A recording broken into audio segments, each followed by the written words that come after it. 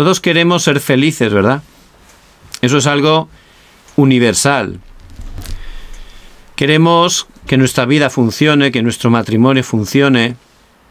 Y por supuesto, deseamos que a nuestros hijos les vaya bien, ¿verdad? Que estudien muy bien, que vayan a las mejores universidades, que tengan los mejores trabajos. Eso es algo que es algo universal. Todos, pienso, quieren ser felices. Por eso, ¿por qué hay tantos filósofos que pasan su vida pensando, meditando, intentando encontrar respuesta? ¿Por qué es? Porque quieren ser felices. ¿Por qué hay tantos científicos trabajando, esforzándose? Hoy en día la tecnología es impresionante. De hecho, a través de la tecnología estamos reunidos aquí. ¿Por qué? ¿Por qué la gente se esfuerza tanto? Porque quieren ser felices.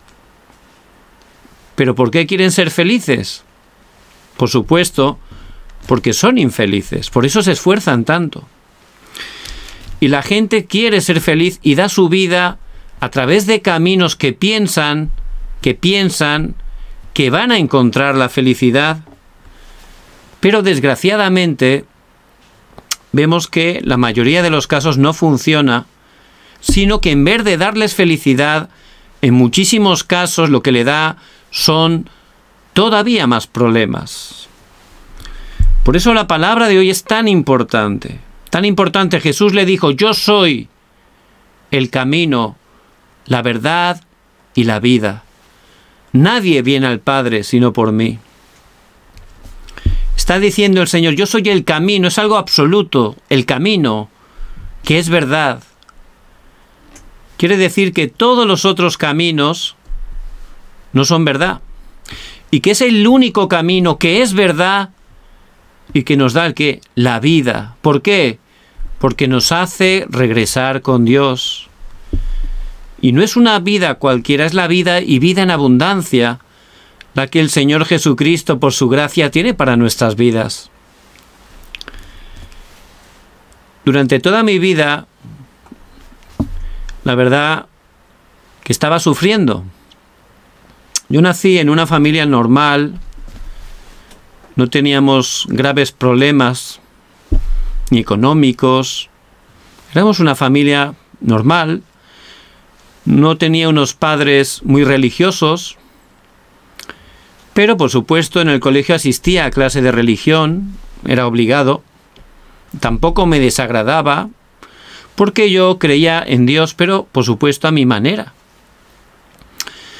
Y aprendí cosas interesantes en clase de religión: quién era Jesús, para qué vino Jesús. Pero seguía sufriendo. Y me acuerdo que yo siempre buscaba, porque la verdad estaba muy triste. Cada vez que crecía más, me quedaba bien triste. ¿Por qué?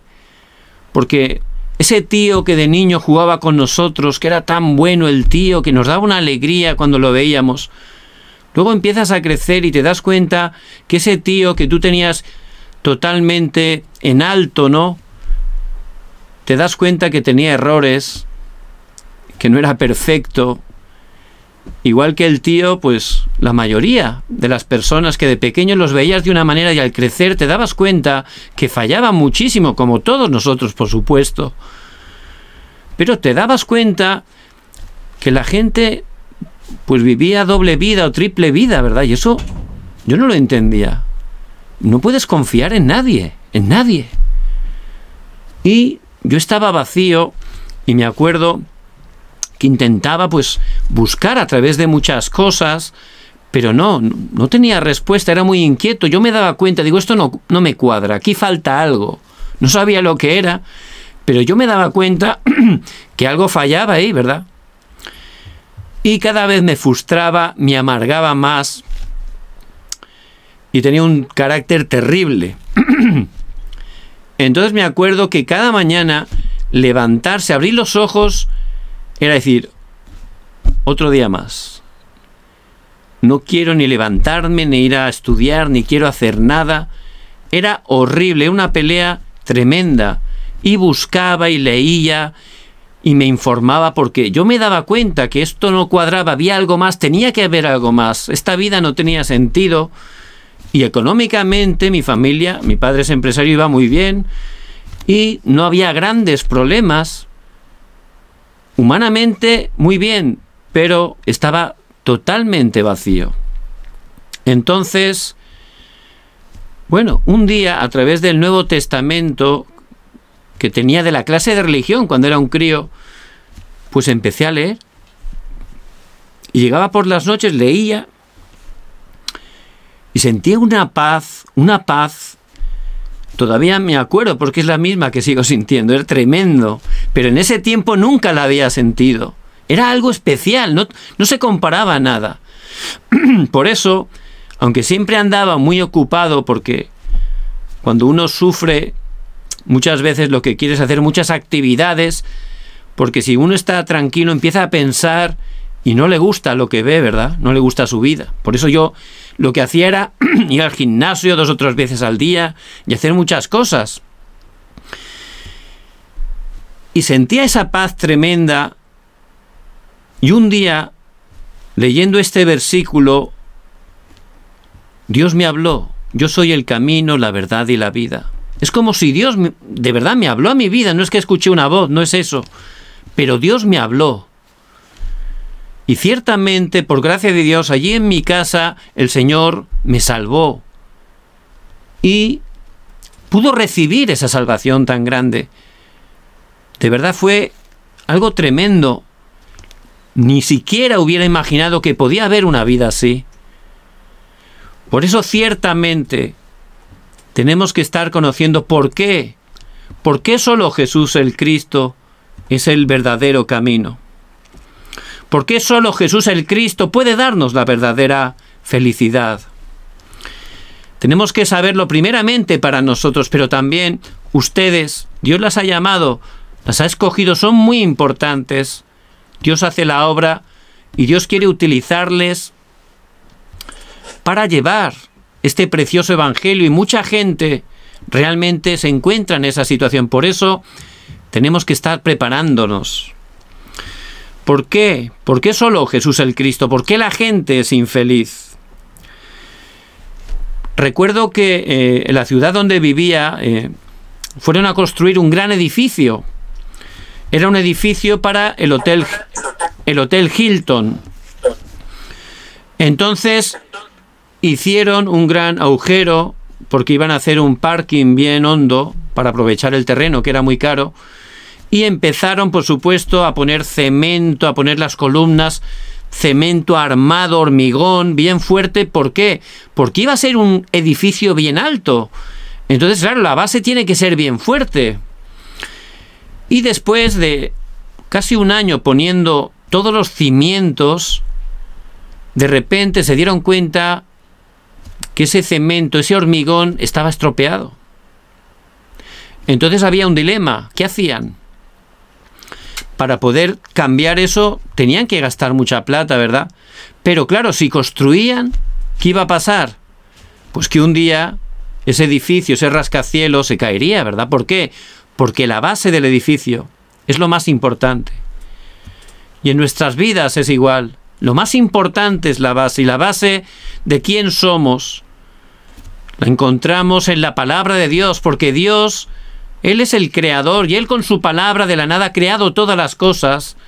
Y en el libro de Génesis, que significa en el principio, allí está hablando claramente que Él puso unas bases con un orden, como un perito arquitecto, y Él creó en 6 días todo.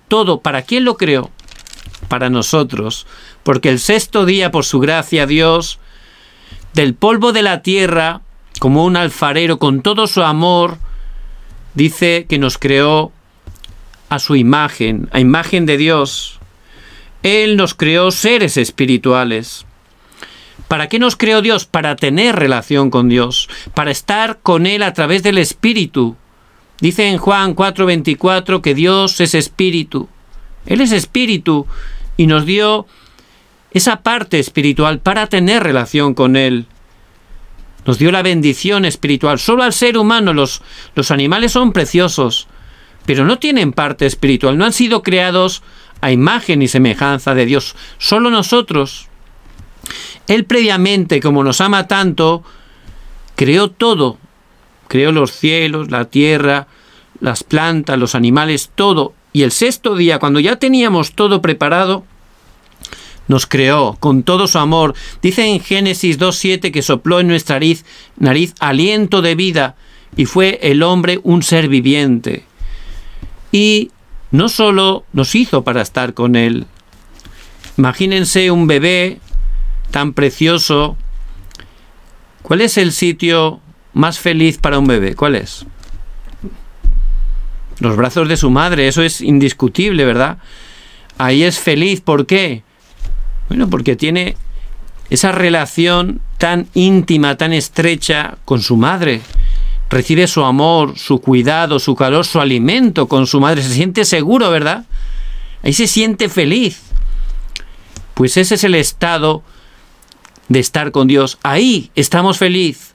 Estando con Dios estamos igual, felices totalmente.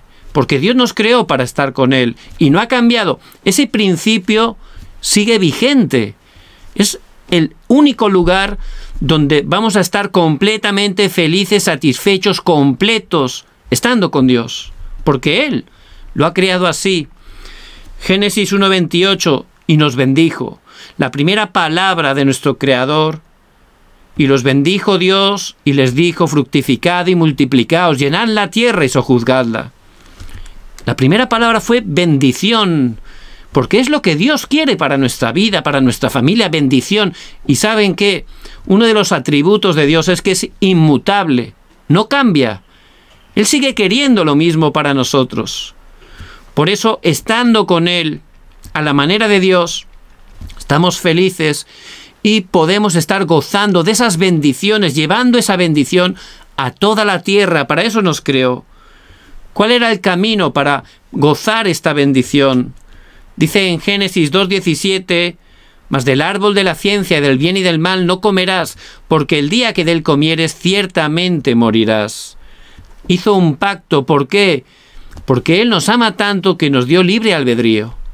Podíamos decidir incluso lo incorrecto, porque Él no quiso tener robots.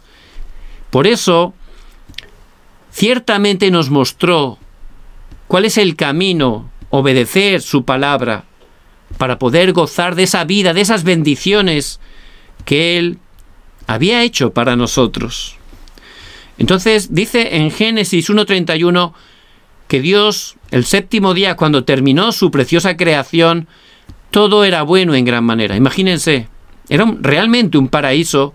No había peleas, guerras, odio, enfermedades, sufrimiento, ningún tipo de mal. Todo era bueno en gran manera. Esa es la manera de Dios. Ese es el orden. Ese es el fundamento que Dios puso.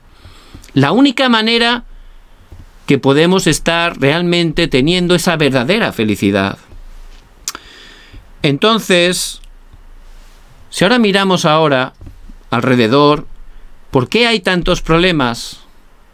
Mucha gente nos va a preguntar, ¿y por qué hay tanta hambre? ¿Y por qué los niños mueren? Muchísimas cosas, ¿verdad? Por supuesto, está Dios, pero la palabra también nos habla de un ser que vino a hurtar, matar y destruir, que es Satanás, un ángel caído, que es el adversario de Dios.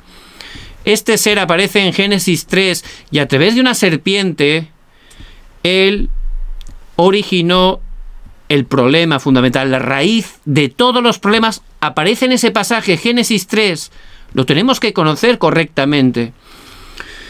Por eso este Satanás, que dice el mismo Señor Jesús en Juan 8:44, que Él es el padre de la mentira, porque Él es mentiroso y padre de mentira. Él le dijo al ser humano: come de ese árbol, no morirás, sino que serás como Dios. Mentira. Claro que murió. Él desobedeció a Dios y murió.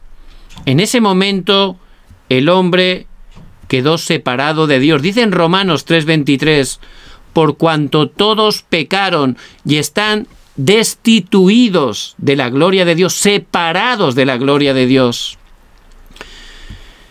Y ahí pensamos otra vez en ese bebé.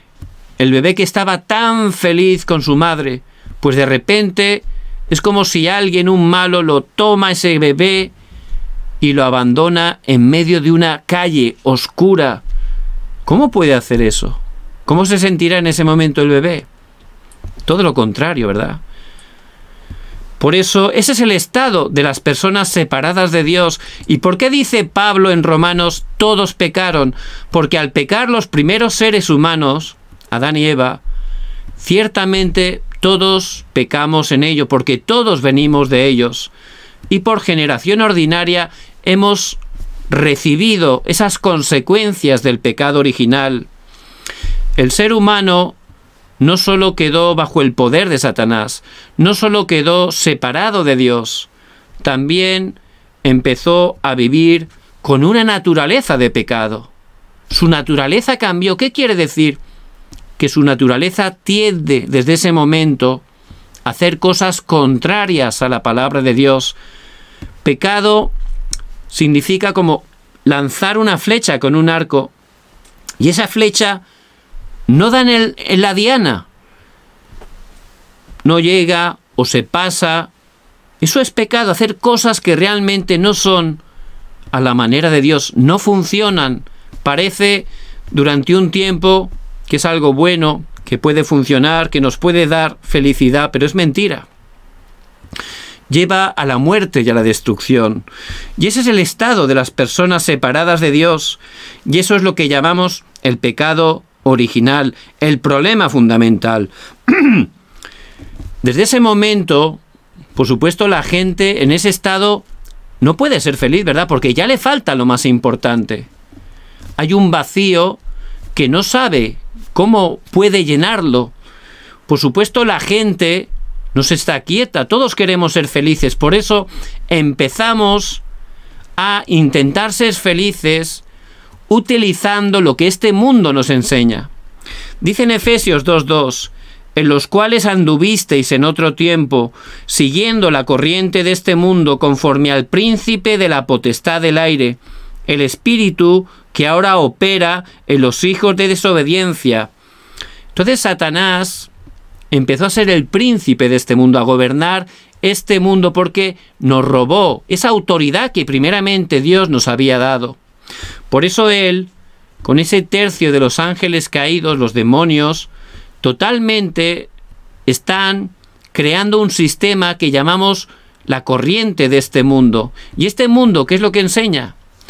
Pues a través del mundo pues están poniendo objetivos, paradigmas, ideologías, que realmente está haciendo que las personas tomen direcciones. Por ejemplo, vemos que este mundo dice, bueno, en el mundo de la moda, ¿no? En el mundo de la moda, pues vemos que hay modelos, y estos modelos, pues están siendo eso, el modelo para lo que es la belleza, por ejemplo, ¿no? Pero ¿cómo son las modelos actualmente? Pues demasiado delgadas, ¿verdad? Pero ¿qué ocurre? Eso entra. Es como si están marcando lo que es el estereotipo de la belleza, ¿verdad? Y las jóvenes, ¿qué hacen las jóvenes? Pues piensan que realmente si no eres como esa modelo tan delgada, pues ya no eres guapa, no eres bella, ¿verdad?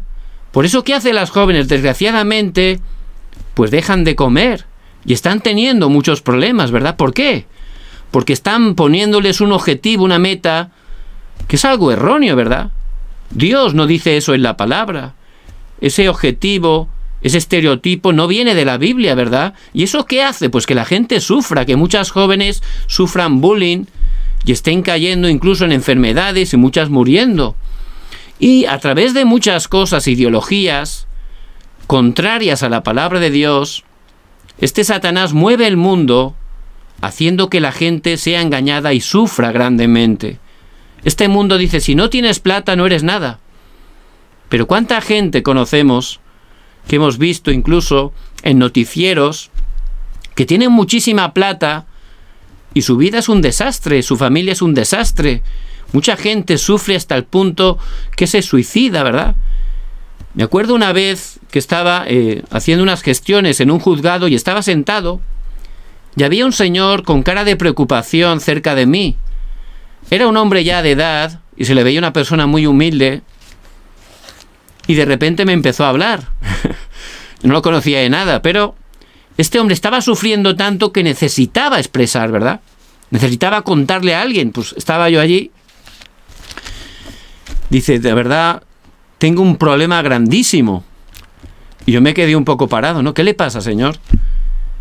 Dice, es que me ha tocado un premio de la lotería, un premio inmenso. Era millonario ese hombre. Le tocó un premio que se hace una vez al año y era millonario, pero millonario, muy millonario. Entonces yo me quedé un poco impresionado porque ese premio era muy famoso. Y dice, pero le ha tocado ese premio y ¿qué problema tiene? Dice, desde el día que me tocó ese premio, empezaron los problemas en mi vida. ¿Qué le pasó a ese señor? Dice que en cuanto ya se hizo millonario, pues ¿qué empezó a pasar? Todos los familiares empezaron a visitarlo. Toda la familia. ¿Para qué sería? Para pedir plata, ¿verdad? Y claro, dice que se enfadó con todos. De repente dice, allí en mi pueblo decía, empezaron a venir mujeres que decían que los hijos que tenía eran mis hijos. Dice, pero era mentira, en absoluto, era mentira. Pero claro, eso, claro, le trajo muchísimos problemas. Dice, de verdad te digo que desde el día que me tocó ese premio han empezado los problemas. Desde entonces es que no puedo ni dormir. Todos son problemas. Y él era un hombre de campo, un hombre sencillo, que tenía su campito, tenía su vida hecha, un hombre bueno, que no tenía problemas con nadie, pero le tocó, se hizo millonario de repente. Y, contrario a lo que podemos pensar, desde ese día el hombre estaba amargado totalmente. Por eso es así, es así. Yo he visto también personas, conozco que han tenido premios de lotería y todos han acabado fracasando. ¿Por qué? Porque ciertamente la felicidad no es la plata ni lo que nos marca este mundo. Ciertamente la gente, aunque no lo sepa, su problema es espiritual, su problema es fundamental. Y si no soluciona eso, todo lo que tenga, si una persona separada de Dios tiene mucha plata, va a ser peor, porque lo va a emplear en cosas incorrectas y va a caer más grandemente. Por eso este Satanás, a través de la cultura de la oscuridad, está totalmente grabando, enraizando cosas en nuestra vida, haciendo que estemos viviendo de maneras que muchas veces son contrarias a lo que Dios dice y hace que estemos sufriendo grandemente. En ese estado, la gente empieza no solo a tener problemas espirituales, también empieza a sufrir problemas mentales. ¿Qué son problemas mentales? No es solo estar loco. Problema mental es preocuparse, es estar con ansiedad, es manipular, mentir, el rencor, el odio, los celos. Todos son problemas mentales, el temor. Y mucha gente vive así, ¿verdad? Sufriendo continuamente. Un gran filósofo francés que era Michel de Montaigne, este hombre, que era un gran filósofo, un erudito, al final de sus días escribió algo muy interesante. Él dijo, toda mi vida he vivido sufriendo con temor de que me pasaran cosas que no llegaron a pasar. Pero siempre pensaba que me iba a pasar algo malo. No llegaba a pasar. Pero al final me he pasado la vida sufriendo, ¿verdad? No llegaban a acontecer. Él pensaba, me va a pasar esto, me va a pasar lo otro. No le pasaba. Pero constantemente sufría. Y la gente separada de Dios no tiene seguridad. ¿Por qué? Porque le falta lo más importante. No sabe lo que es. Pero fuimos creados para estar con Dios. Por eso la gente llega un momento que empieza a tener ansiedad, miedo, temor. Por eso el Señor, que conoce lo que hay en el corazón del hombre, en Mateo 11:28 dice, venid a mí todos los que estáis trabajados y cargados, y yo os haré descansar. Y las personas separadas de Dios llevan como una gran mochila, una mochila. Y en esa mochila, ¿qué llevan? Una gran carga. ¿Qué carga llevan? Preocupaciones, pero también los pecados. Esos pecados nos traen conciencia de culpa y son grandes losas, grandes piedras de granito que se van cargando, y contra más mayor es uno, peor. Eso te aplasta, te oprime, no te deja vivir, y la gente no sabe por qué tiene esas cargas. Busca caminos, pero es peor. Por eso al final, ¿qué ocurre? Por supuesto, se ponen enfermos de manera física. Mucha gente se pone enferma, y la ciencia, que tiene una parte tan buena, hay enfermedades que no tienen respuesta. ¿Por qué? Porque son de origen espiritual. Y la ciencia no reconoce la parte espiritual ni tiene respuesta para ella. Una persona en ese estado, cuando muere físicamente, no es el final. Dice en Hebreos 9:27 que después de la muerte física hay un juicio y dos destinos. Y en ese estado, si la gente muere sin conocer a Jesús el Cristo, desgraciadamente va a sufrir una eternidad en el infierno, y lo que es peor, ese sufrimiento, ese desastre lo va a traspasar a la siguiente generación. Un pastor se encontró a un hombre que tenía un brazo vendado y estaba muy triste, y le preguntó allí, ¿qué es lo que le pasa? Y este hombre le contó. Dice, mire, yo cuando era pequeño en mi casa, todas las noches venía mi padre borracho y le golpeaba a mi mamá. Dice, yo era pequeño y por supuesto me sentía muy mal. Porque, por supuesto, mi padre, yo amaba a mi padre y a mi madre, pero estaba mi padre haciendo muy mal, pero era pequeño y no podía defender a mi mamá, me sentía culpable, pensaba que era culpa mía, porque no hacía nada. Dice que todos los días era así.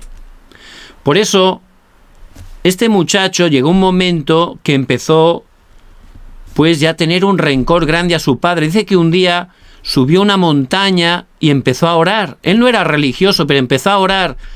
Dice que a todos los dioses que había conocido en el colegio. ¿Y saben cuál era su motivo de oración? Oró para que su papá muriera. Eso oró. Dice que un día regresó del colegio, estaban todos llorando. Su papá había muerto. Borracho, se quedó durmiendo en el suelo y un tráiler, un camión, lo mató. Entonces dice que cuando se enteró el niño, subió corriendo a la montaña otra vez a orar. ¿Cuál era su oración? Daba gracias porque le habían respondido. Es algo muy fuerte, ¿verdad? Dice que este niño ya creció, se casó, pasó el tiempo y comenzó a tomar, como hacía su papá. Y pasó el tiempo y al llegar a casa empezó también, como hacía su padre, golpear a su madre. A su esposa, perdón, le empezó a golpear como hacía su papá. Terrible, ¿verdad? Dice que esa mañana se había levantado, mirado al espejo, y dice que vio a su padre. Se había convertido en su padre. Y por eso dice que le pegó un golpe al espejo y se tuvo que vendar la mano, ¿verdad? No podía evitarlo. Toda su vida odiaba a su padre. Él decía que nunca haría lo que hacía su padre, pero luego eso es lo que heredó. No podía salir de ahí. Mucha gente, no concretamente en esa situación, ocurre lo mismo. Problemas que tienen los padres que lo dejan a los hijos. Le pasa igual al hijo que hacía al padre. El nieto es igual. Y hay muchas cosas que se están traspasando y ciertamente, humanamente, no hay manera de cortar eso. Por eso ciertamente la Biblia nos está reflejando cuál es el estado real de las personas separadas de Dios, y su verdadero problema es un problema fundamental. Lo intentan arreglar con buenas obras, pero dice en Isaías 64:6, si bien todos nosotros somos como suciedad y todas nuestras justicias como trapos de inmundicia. Somos pecadores, y aunque pensamos que hacemos cosas buenas, a los ojos de Dios lo que hacemos es pecado. No tiene ningún valor para salvarnos, ni tampoco la filosofía, ni la religión. Las religiones son el esfuerzo del hombre por intentar volver a Dios, pero el hombre es pecador. Y aunque intente hacer muchas cosas, no pueden salvarte, no pueden sacarte de tu estado caído, de sufrimiento, de problema espiritual. No pueden sacarte de ahí. Por eso, ciertamente, la palabra de Dios, que es la verdad, nos muestra el problema para que conozcamos cuál es, pero sobre todo enfatiza en la solución, en la respuesta. Los 66 libros de la Biblia tienen un núcleo, una esencia. La respuesta. ¿Quién es la respuesta? Jesús, el Cristo. Esa es la respuesta. Mas Dios muestra su amor para con nosotros en que, siendo aún pecadores, Cristo murió por nosotros. Vemos que Jesús, como dice en Mateo 1:21, vino a eso, a salvarnos, a salvarnos. ¿Por qué? Porque estábamos totalmente como caídos en un océano, habíamos caído, no sabíamos nadar. Y una persona que cae al agua, si no sabe nadar, ¿qué hace? Empieza a esforzarse, ¿verdad? Pero ya llega un momento que pierde las fuerzas. No puede salir por sí mismo, no sabe nadar. Por eso, ¿qué necesita esa persona? Que alguien religioso le diga, tienes que portarte bien. ¿De qué le sirve?